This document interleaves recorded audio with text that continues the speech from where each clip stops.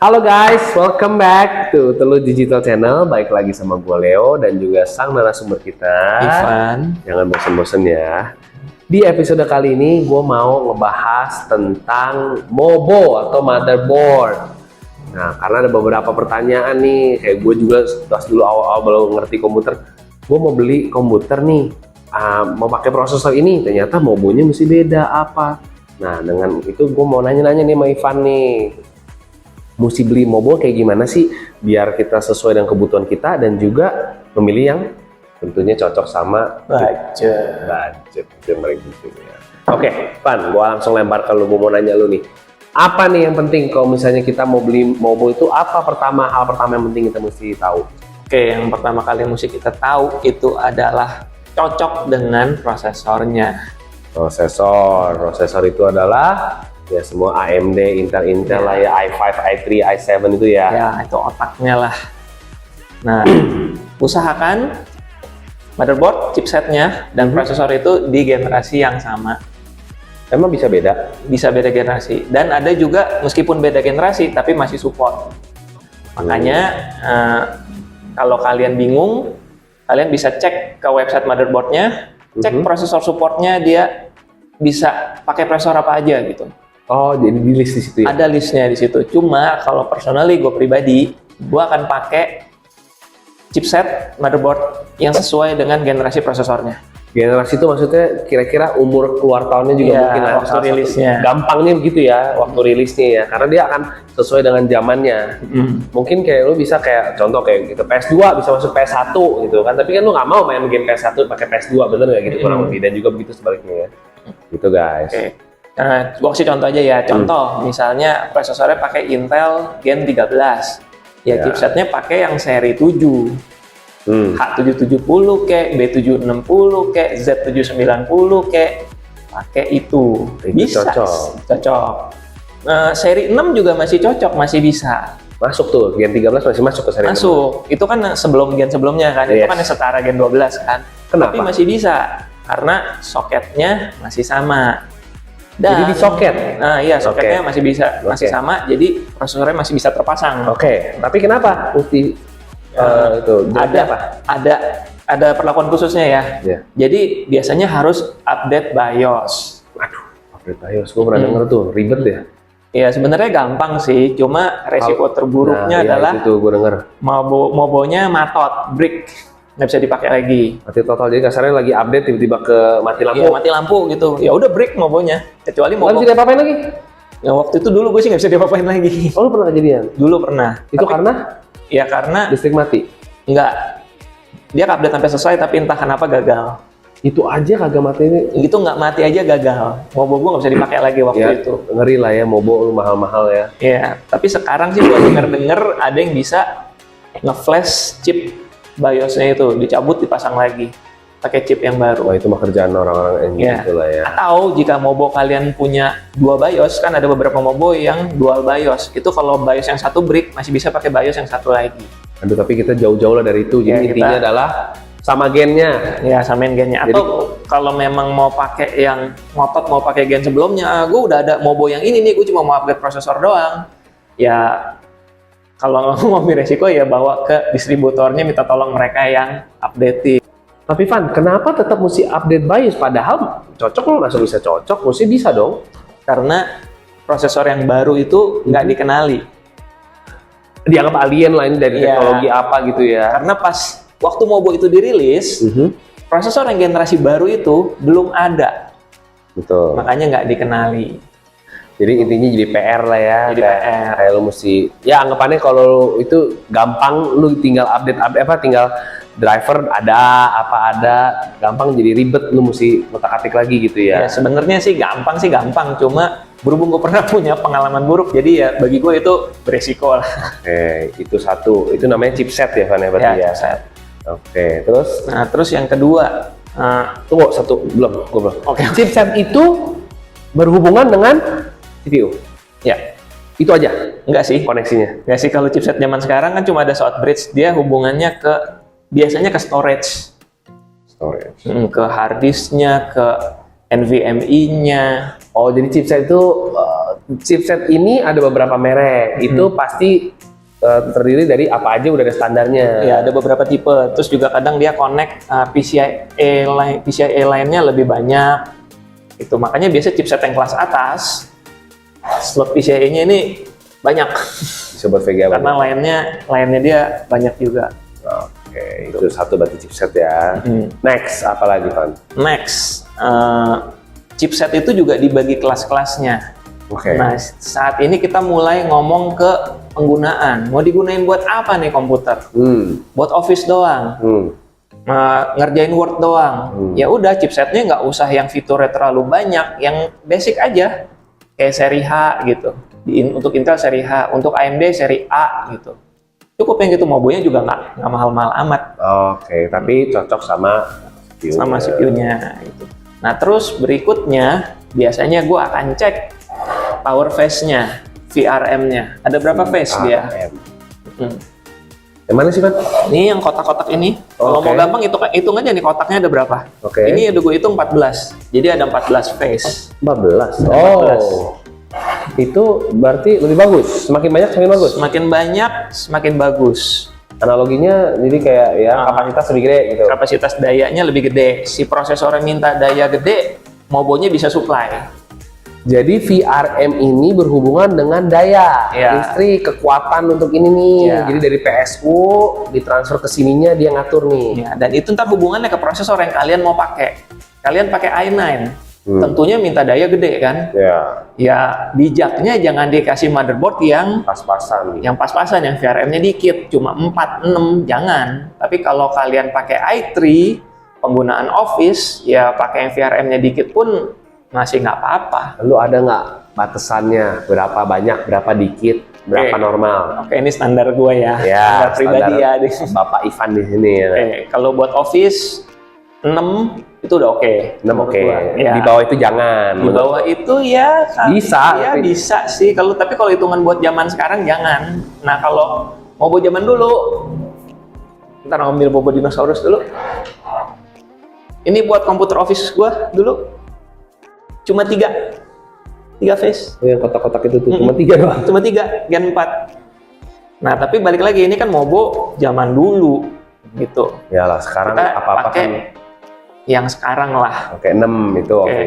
Nah, kalau buat gaming, rendering, kelas berat nih ya. Ya sedang lah. Oh, masih sedang? Masih sedang lah. Oke, nanti gue pengen tahu yang atas itu apa lagi. Ya, itu biasanya patokan gue minimal 8 lah. 8, 12, 14. Ini masih normal, ini standar nih buat gaming. Ya buat gaming ini udah oke itu menurut gua. Udah capable lah ini. 14 ya. Ya ini udah 14 capable. Nah berikutnya kalau mau buat overclocking, i9 itu mesti pakai yang di atas itu. Bisa 18 phase. Ada. Yang mobonya harganya belasan juta. 22 phase, 24 phase. Buat apa ya? Buat overclocking. Karena sekalinya itu prosesor di overclock, dia narik dayanya itu bisa 200 watt lebih, bisa 300 watt. Tapi kalau misalnya kayak gitu berarti VRM banyak-banyak taruh di mana? Dia bisa naruhnya Pak, disebar di sini dan di sini. Dijejer jadi banyak. Ada ukuran nggak sekarang kalau misalnya? Oke, nanti ini masih mau ngomong lagi nggak nih VRM? Paling nanti hubungannya ini akan lebih detailnya lagi ya. Kalian mesti tahu shift VRM-nya itu berapa ampere. Ada yang 50 ampere, ada yang 60 ampere, tapi itu lebih detail lagi. How do you know? Dari website-nya dikasih tahu? Dari website biasa dikasih tahu. Atau dari video, dari review-review orang, ada yang dibuka, dilihat berapa ampere itu. Wow, oke. Dan yang terbaru sekarang, dia pakai Dr. Moss namanya. Oh my God, apa lagi itu? Ya, ini versi lebih detailnya lagi. Jadi, kalau dulu ada chip yang menghandle area bawah, ada chip yang menghandle area atas. Nah, kalau dengan Dr. Moss, atas sama bawah digabung dalam satu chip. Plusnya itu lebih dingin. Dr. Moss itu singkatan Driver and MOSFET. Jadi kalau yang zaman dulu punya, mungkin chipnya kelihatan kotak-kotaknya banyak banget tuh. Nah, itu masing-masing dia ada bagian ada driver sendiri, ada MOSFET sendiri. Nah, kalau yang baru hybrid. Satu driver dan MOSFET dalam satu kotak itu, dalam satu chip itu. Compact jadi dia itu. Ya, itu sih kalau kalian mau lebih dalam lagi. Cuma Kalau mau basicnya, lihat aja berapa phase dia ini. Itu udah cukup mewakili sih menurut Untuk gua. sekarang mungkin gitu dulu lah ya, gampang ya, mabok gua. Iya. Oke, next, apalagi kalau mau milih Mobo, mesti pentingin apa? Oke, berikutnya yang nggak kalah penting adalah form factor-nya. Jangan sampai casing kalian cuma micro ATX. Form factor itu tuh ATX tuh. Ya, gede mobonya, dimensi mobonya. Jangan sampai beli mobo kegedean, nggak masuk ke casing kalian. Kecuali emang mau ganti casing, ya itu terserah. Sebenarnya casing mah beli terakhir kali Van ya, mestinya setelah lu tahu apa. Kalau kayak model kayak gue udah jatuh cinta sama satu casing yang gue pakai dari dulu, ya gue akan pertahankan casing itu. Pertanyaannya, casing gede kecil menentukan performance nggak? Atau ada yang kecil tapi kuat juga ada? Oke, kalau dimensi casing itu yang paling kena itu adalah aliran udara. Aliran udara berhubungan dengan suhu kerja komputer kalian. Oke. Casing kecil identik dengan lebih panas. Oke. Karena lebih padat lah ya. Ya, sirkulasi udaranya lebih mampet. Dikit dong, apa aja ukurannya bisa kasih tau gue gak? Wah, Enggak ya? waduh, setahu gue ya. Ya yang umum aja lah. Mungkin kan sekarang gimana yang umum aja. Dari paling kecil aja ya. Ada ITX. Itu kecil banget. Terus di atasnya adalah MATX. Kalau ini ATX. Ada yang lebih gede dari ini, lebih lebar deh. EATX, bahasa Indonesia EATX. Itu. Gila ya, mabok banget. Oke, berarti itu form factor penting menentukan aliran darah. Terus apa lagi? Nah, satu lagi. Nah, ini udah masuk ke tahap berikutnya ya. Oh, next nih, ketiga nih. Next aja. Nah, ini ada hubungan dengan form factor juga sih kebetulan. Nah, kalian mesti tahu, kalian butuh slot PCIe ini berapa banyak? PCIe itu buat VGA guys, salah satunya. VGA salah satunya. Buat WiFi juga bisa, buat sound card juga bisa. Jangan sampai kalian mau yang kecil nih casingnya nih. Kalian beli motherboard yang MATX yang kecil, ya kayak gini. Yang ada kalau kayak begini, kalian baru pasang VGA doang, ininya udah nggak bisa dipakai karena ketutup sama heatsink VGA. Apalagi VGA sekarang gede-gede. Ada juga kalau misalnya kalian belinya yang gede, yang agak gede-gede, Bisa heatsink 3 slot. bisa ketutup ya. Bisa di sini ketutup juga yang ini, kalian nggak bisa pakai. Sia-sia. Sia-sia. Nggak pakai mobonya, jadi harus direncanakan dulu. Kalian Makanya beberapa ada yang nanya tuh, guys, Min, VGA-nya berapa senti kali berapa senti buat cocokin ke Itu ke casing. Lebih ke casing tuh itu. Oke. Itu tuh berarti form factor. Jangan sesuaikan dengan kebutuhan. Kalau kalian emang mau beli komputer yang VGA-nya ada 2, ya udah harus pakai mobo yang PCIe yang panjang ini ada 2 juga. Dan biasanya ini adanya di form factor ATX. Ada sih beberapa MATX, belakangan gue lihat udah sediain 2 slot PCIe Time16 yang panjang begini. Cuma sekali lagi, pastikan cocok dengan kebutuhan kalian. Dan pastikan slot yang mau kalian pakai itu nggak ketutup sama VGA kalian. Nah, itu penting banget ya. Oke. Wah, gila ribet banget ya. Banyak banget. Apa kelanjutan lagi nih, Van? Oke, berikutnya yang sekarang jadi pertimbangan gue juga belakangan ini adalah output di belakang ini. Kasarannya buat colok-coloknya dah. Buat colok-colok lah, buat colok receiver keyboard atau mouse, USB 3 atau USB 2, ya, USB-C juga kadang-kadang USB-C juga kadang-kadang terus perlu, atau kadang yang mobo yang lebih mahal lagi ada Thunderbolt namanya. Thunderbolt ya. Ya, kalau kalian emang butuh itu tapi mobo kalian nggak ada, ya salah sendiri kenapa nggak dipertimbangkan dari awal gitu. Oke, itu salah satu hal juga ya. Terus kayak Ada apa lagi? ada optik buat audio sini kalau memang main sound system bisa lebih bagus suaranya. Jangan sampai kalian beli motherboard, kalian udah butuh device banyak, nyolok USB-nya banyak, motherboardnya cuma sediakan 6 USB. Oh iya sih, USB banyak banget pemakaian. Iya, terus apalagi semua combo printer lah, apalah. Mesti pakai hub. Ya tahu sendiri kalau udah pakai hub begitu kan bandwidth-nya kan dipecah. Ya, lebih lelet ya. Betul. Oke. Output oke semua. Lalu apa lagi nih? Gue jujur mabok ngeliatnya ini. Oke, ada beberapa hal-hal kecil yang jadi pertimbangan gue juga sih buat pilih suatu Mobo. Salah satunya tombol reset BIOS di back panel sini. Kalau di ini sih bukan buat reset BIOS ya, ini buat flash BIOS. Tapi Mobo gue yang dulu ada tombol reset BIOS di sini dan ini sangat membantu. Kalian nggak usah buka-buka casing, short. Jadi kadang-kadang kan kalian kalau misalnya kita baru pasang suatu part baru lah ya, VGA baru, RAM. Kadang-kadang kalau pasang VGA baru suka no display lah, itu mesti reset CMOS. Cabut baterai kalau gue dulu. Cabut baterai boleh. Atau ada satu lagi di short itu pakai obeng ya. Pakai obeng atau pakai jumper itu juga bisa. Tapi dengan begini iya bener juga ya. Dengan begini gampang, nggak usah bongkar-bongkar casing, tinggal tekan aja di belakang. Iya. Itu pertimbangan gua. Dan banyak lagi hal lain. Sudah dapat WiFi kah? Sekarang WiFi onboard ada? Ada yang udah termasuk di Mobo. Iya, lu nggak perlu beli dongle-dongle lagi, nggak perlu beli yang pasang-pasang di sini. Sempit ini ya. Sempit. Kali-kali pas pasang WiFi-nya itu pas di bawah VGA. Iya. Aliran udara masuk ke heatsinknya terhalang dong sama si WiFi itu. Terus apa lagi? Ada lagi ya? Banyak sih sebenarnya sih. Yang menurut gue penting aja ya. Ada di backlight. Jadi misalnya ada part yang bermasalah, RAM-nya bermasalah. Si di backlight ini yang kasih tahu, oh ini nggak bisa booting karena RAM-nya bermasalah. Di backlight, di bak masalah LED. LED. Oh lampu, oke. Jadi kayak tempat apa lampu nyala kalau ada masalah gitu ya? Ya misalnya gitu. Ada juga beberapa motherboard dia pakai nomor. Jadi kalau menunjukkan nomor sekian, kita mesti cek di manualnya. Oh nomor sekian, oh trouble-nya ini. Emang ada displaynya gitu? Ada beberapa motherboard yang seperti itu. Oh. Bahkan ada motherboard yang ada LCD-nya di sini. Motherboard mahal yang sekian belas juta itu. Oh, jadi kalian bisa tahu nih kalau misalnya lagi karena kan kita habis merakit tiba-tiba kok nggak nyala. Kita tahu nih masalah di mana nih VGA. Ada gitu. Ada, dikasih tahu sama dia. CPU-nya nyala, ternyata thermal paste-nya bleber. Itu juga dikasih tahu. Dikasih tahu sama dia lampu CPU-nya akan nyala. Wow. Oh, itu penting juga tuh buat keamanan. Atau lampu RAM-nya nyala, ternyata kurang kenceng, nggak cetek.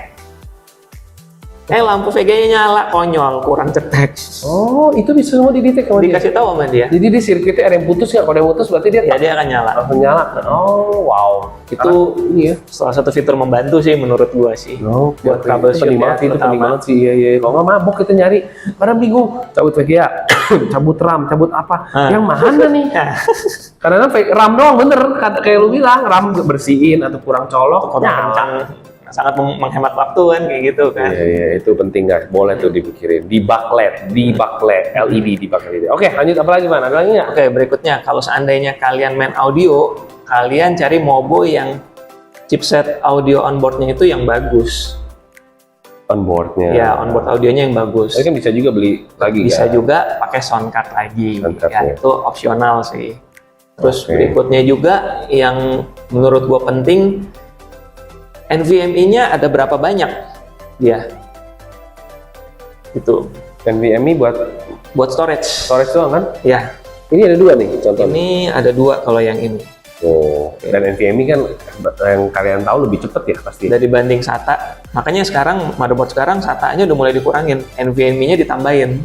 SATA-nya cenderung dikit sekarang. Dan simple ya, kecil banget. Iya, kecil, nggak usah cocok, pasangnya langsung di sini.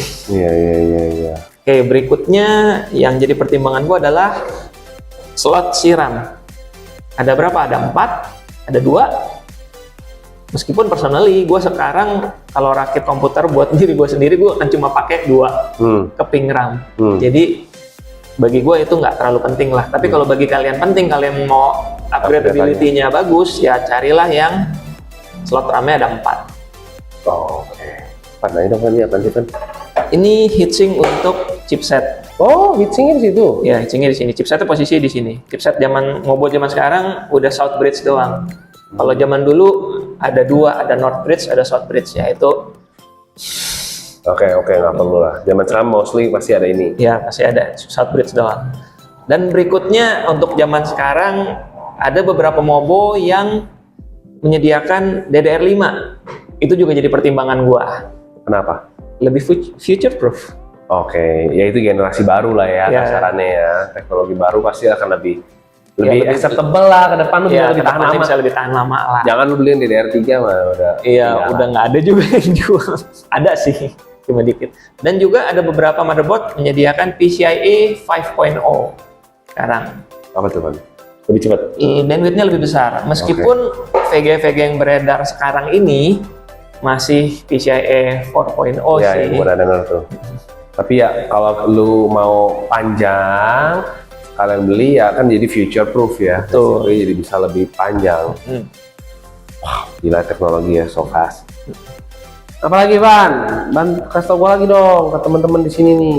Ya, satu lagi sih, gue lebih suka Mobo yang ada backplate-nya, tapi Mobo yang ini nggak ada ya. Jadi ada beberapa Mobo mahal yang dikasih backplate, Oh, nggak telanjang lah. sangat telanjang. Sini juga di cover. Itu juga pertimbangan buat gua. Kenapa? Lebih aman. Lebih aman, Pak. Kadang-kadang namanya kita nyabut barang, kadang kebentur, ya kena chipnya rusak. Kalau itu udah di cover semua. Tapi dengan cover gitu bakal lebih ribet nggak? Kasarannya kayak zaman kolong-kolong. Oh iya, kalau mau nyabut ini pasti agak ribet. Tapi kan lu ngerakit juga paling sesekali, Tuh. udah jadi ya wis. Udah. Gitu kan.